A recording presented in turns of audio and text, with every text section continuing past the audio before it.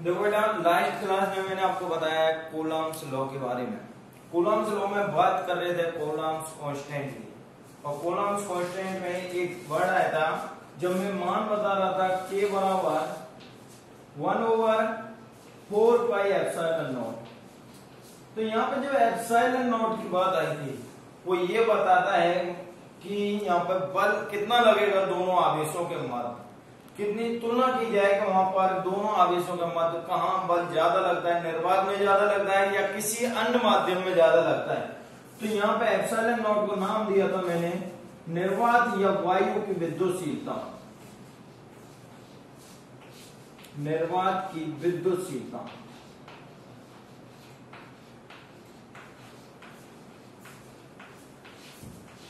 तो देखो बेटा, यहाँ पे जो एप्सिलॉन नॉट है, तो एप्सिलॉन नॉट का हमें निकालना है मान।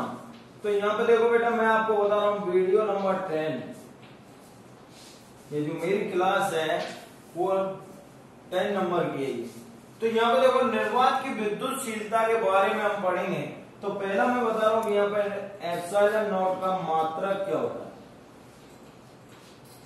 मात्रक कैसे निकालेंगे, इसका मान कैसे निकालते हैं, और इसकी विमा इंपोर्टेंट है, कोई भी पूछ सकता है पेपर में। ये नहीं देगा तो एप्सिलॉन नॉट का मात्रक लिखिए, आपसे कहने लग जाए निर्वात की विद्युतशीलता का मात्रक लिखिए। तो मात्रक कैसे निकालेंगे, जैसे कि हमें पता है F बराबर क्या पड़ा अभी 1/4 pi epsilon not Q1 Q2 over में R²। ठीक है ना। तो यहाँ पे मुझे मात्रक निकालना है बेटा एप्सिलॉन नॉट का, और एप्सिलॉन नॉट का मात्रक निकालने के लिए क्या करूंगा मैं, एप्सिलॉन नॉट को तो ले जाऊंगा F की जगह, और F को ले जाऊंगा बेटा किसकी जगह, एप्सिलॉन नॉट की जगह। तो देखो 1/4 पाई एप्सिलॉन नॉट की जगह क्या लिया है मैं, यहाँ पे F को उठा रहा है, यहाँ लिया Q1 Q2 ओवर में R²। ठीक है। अब एप्सिलॉन नॉट का मात्रक हम निकालेंगे। तो देखो Q का मात्रक निकालना है। Q का मात्रक सब जानते हैं, आवेश का जो मैंने मात्रक बताया है वो क्या होता है, कूलम। क्या होता है, कूलम। तो एप्सिलॉन नॉट का जो मात्रक आएगा आपका, तो यहाँ पे देखो पहला Q कूलम का C, पहले Q1 के लिख दिए, Q1 के लिए लिख दिया मैंने कूलम, फिर दूसरा आवेश भी है और उसका भी मात्रक क्या होगा, कूलम, बटे में 4 पाई कांस्टेंट वैल्यू है, इसका कोई मात्रक नहीं है। F का मात्रक न्यूटन गुणा R दूरी है, दूरी पर भी क्या लगा हुआ है, स्क्वायर, और दूरी का सब मात्रक जानते हैं सब लोग, क्या होता है, मीटर स्क्वायर। तो एप्सिलॉन नॉट का मात्रक आ गया बेटा, एप्सिलॉन नॉट का मात्रक इक्वल टू कूलम का स्क्वायर बटे में न्यूटन गुणा में मीटर स्क्वायर। क्लियर है, किसी को कोई दिक्कत यहाँ पे? तो ऐसे करके आपको निकालना है एप्सिलॉन नॉट का मात्रक, रटने की कोई आवश्यकता नहीं है। मात्रक निकालेंगे, अगर रटेंगे तो वहां पर एग्जाम में भूल जाएंगे। तो आगे निकालूंगा, देखो इसका जो पेपर में कई बार ये भी पूछ लिया कि भाई एप्सिलॉन नॉट का मान क्या होता है।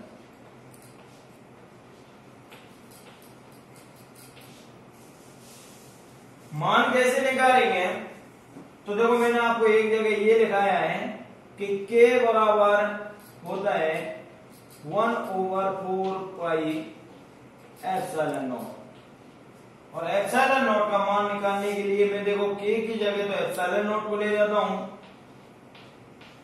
और एप्सिलॉन नॉट की जगह लिया है किसको, K को।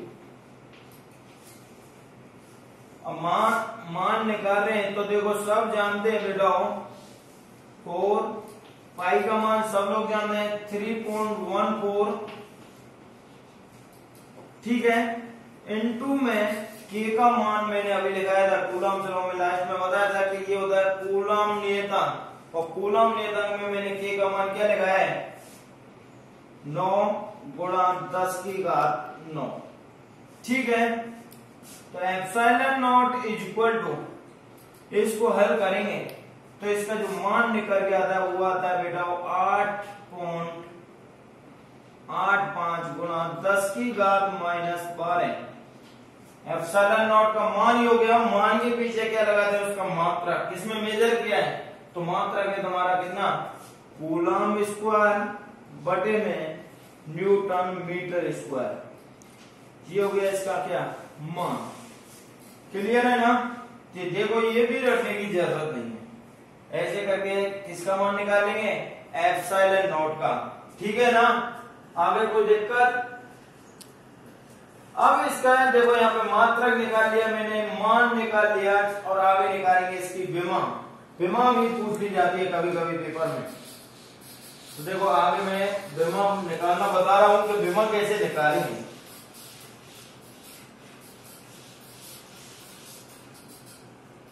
एप्सिलॉन नॉट की विमा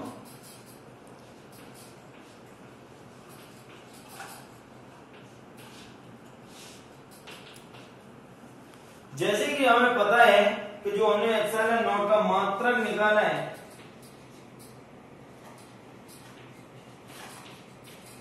मात्रक क्या है था कूलम का स्क्वायर बटे में न्यूटन गुणा मीटर स्क्वायर। और मात्रक की सहायता से क्या निकालेंगे इसकी विमा। तो यहाँ पे देखो बेटा कूलम की जो विमा निकालेंगे वो कैसे निकालते हैं। आपने एक परिभाषा पढ़ी है कि I बराबर Q ओवर में T। देखो मैं इधर समझा देता हूं।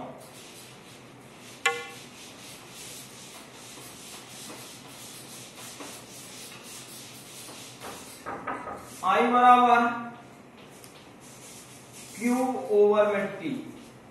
तो Q इक्वल टू क्या लिख सकते हैं I इंटू में T। ठीक। अब यहाँ पे विमा निकालने के लिए तो देखो धारा की जो विमा लिखते हैं वो कितने लिखते हैं ए से दर्शाते हैं, क्योंकि इसका जो मात्रक होता है वो होता है एम्पियर ए से, और टाइम की जो विमा दर्शाते हैं वो किससे दर्शाते हैं टी से। तो आवेश की जो विमा होंगी वो क्या होगी एटी। तो देखो यहाँ पे मैं निकाल रहा हूं ए टी। कूलम स्क्वायर है तो इसका मतलब दो आवेश है, तो एक की 80 है तो दूसरे की भी क्या होगी भाई 80। ठीक बटे में। और मेरे हिसाब से बल की सब लोग जानते होंगे विमा, क्योंकि अगर बल की भी नहीं आती है विमा तो F बराबर एम में से निकालना। एम की जो विमा होंगी m1 द्रव्यमान है, और इसकी सब जानते हैं क्या होता है मात्रक मीटर पर सेकंड स्क्वायर L1 T की घात -2। तो m1 L1 T to the power -2 ये बल की विमा है। m1 L1 T to the power -2 newton की विमा हो गई। आगे मीटर स्क्वायर। मीटर की जो विमा होंगी वो क्या होगी L स्क्वायर है तो L टू दी पावर 2। तो आगे क्या आएगी बेटा विमा। तो देखो इसको मैंने लिख दिया, इसको ऊपर ले जा रहा हूं मैं। अगर यहाँ पे काटना चाहे काट सकते हो, जिससे कुछ कट रहा हो, कुछ नहीं कट रहा है ना। तो देखो m को मैं ऊपर ले जा रहा हूं तो m की घात नीचे +1 है तो ऊपर हो गई -1। ठीक है। तो देखो L to the power 1 L to the power 2 कितनी हो गई L टू दी पावर 3। ऊपर ले जाएंगे L टू दी पावर -3। ठीक है। MLT। आगे नंबर है किसका T का। T की घात माइनस के 2 ये हैं और T की घात 1 ये और 1 ये प्लस के 2 ये हो गए। ऊपर ले जाएंगे ये प्लस हो गए तो T की पावर कितने हुए 4, क्योंकि T की घात माइनस के 2 को ऊपर ले जा रहे हैं प्लस में हो गया, और ये कितने हो गए 2 और 2 और 2 कितने हो गए 4।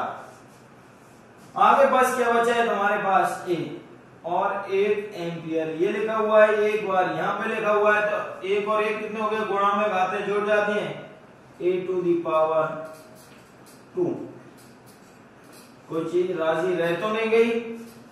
ठीक है। ये है एप्सिलॉन नॉट की विमा।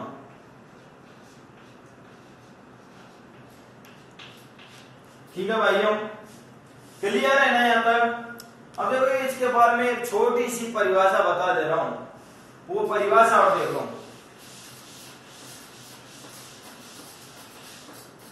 एक छोटी सी परिभाषा है जो अब की साल पेपर में पूछी गई थी।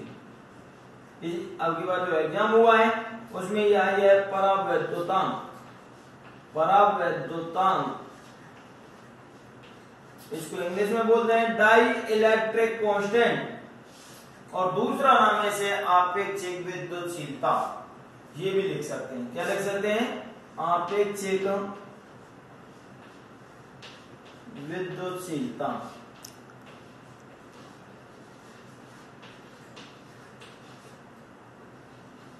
ठीक है ना बेटा, ये इसी में कूलम के तौर पर।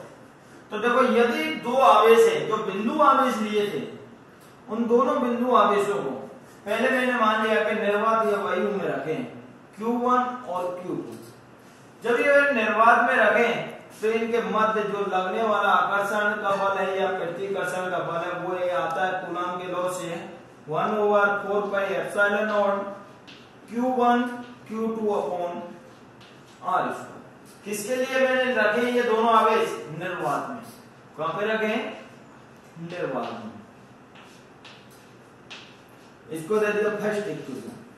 यदि दोनों आवेशों को हम कहीं और रख दें, जैसे कि वायु में रख दें और किसी अन्य माध्यम में रख दें, मान लीजिए माध्यम ही नाम दे देता हूं, मान लीजिए माध्यम में रख दिए Q1 और Q2 आवेश, तो माध्यम में इनके मध्य लगने वाला जो बल है वो मैंने लिख दिया F सफिक्स में m equal to epsilon suffix में, या निर्वात की बात हुई थी तो एप्सिलॉन नॉट लिख दिया, यहाँ पे माध्यम की बात है तो एप्सिलॉन m लिख दिया। तो देखो Q1 है आवेश वही Q1 और Q2 कितनी दूरी पे रखे? R पे। Equation number 2। समीकरण 1 में 2 का भाग दे दो, 1/2 से कितना आ जाएगा? देखो बेटा F बटे में Fn equal 1/4 pi epsilon not Q1 Q2 बटे R स्क्वायर के बटे में ये लिखेंगे और आगे इसको हल करेंगे तो यहाँ पे आएगा एप्सिलॉन सफिक्स में m बटे में एप्सिलॉन नॉट, और इसको हम एक को नाम देते हैं, जो इनका रेशियो आता है वो एप्सिलॉन सफिक्स में R। तो देखो इससे इसकी परिभाषा मिली है कि माध्यम की विद्युतशीलता व निर्वात की विद्युतशीलता के अनुपात को आपेक्षिक विद्युतशीलता बोलते हैं। विद्युतशीलता को किससे दर्शाते हैं? एप्सिलॉन से। अगर निर्वात की है तो एप्सिलॉन नॉट, माध्यम की है एप्सिलॉन सफिक्स में m, और आपेक्षिक को बोलते हैं इंग्लिश में बेटा और रिलेटिव, और रिलेटिव की वजह से मैंने क्या लगा दिया यहाँ पे R। तो यहाँ पर रिलेटिव जो विद्युतशीलता है वो यहाँ पे देखो एप्सिलॉन सफिक्स में m बटे एप्सिलॉन नॉट। ठीक, इन दोनों के अनुपात को क्या बोलेंगे? आपेक्षिक विद्युतशीलता या परावैद्युता। या ये परिभाषा लिख देना या ये लिख देना। तो यहाँ पे ये लिख देना, निर्वात में यदि दो आवेश रखें और उनके मध्य लगने वाला जो बल है F, और माध्यम में रखने पर जो बल है उनके बीच में लगने वाला बल है F सफिक्स में m, तो दोनों के अनुपात को भी क्या बोलेंगे? आपेक्षिक विद्युतशीलता। क्लियर है ना? इंपोर्टेंट परिभाषा है। अब की बात जो बोर्ड में 1 नंबर में पूछी गई थी, जो एग्जाम हुआ अभी पेपर में देख सकते हो। ठीक,